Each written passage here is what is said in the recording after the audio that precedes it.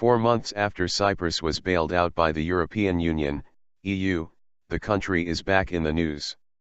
International lenders are now reviewing how the island is meeting the conditions of its $13 billion bailout.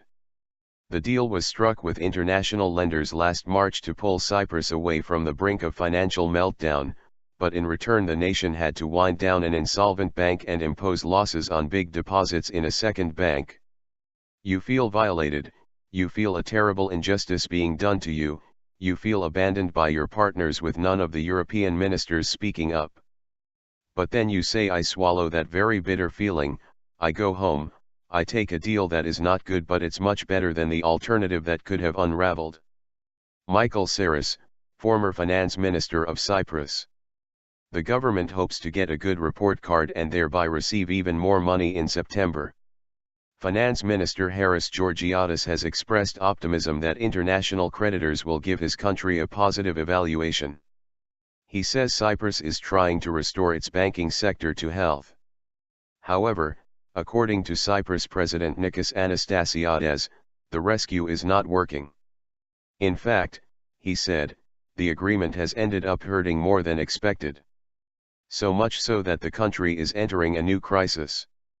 In return for $13 billion from the Troika, European Commission, EC, the European Central Bank, ECB, and the International Monetary Fund, IMF, bank customers had to give up a portion of their money. It had never been done before and was called a bail-in. On the night the agreement was clinched in March, Michael Sarris, the then finance minister, tried to put on a happy face. Tonight is a good night for Cyprus and Eurozone. A long period of uncertainty and insecurity surrounding the Cyprus economy has ended.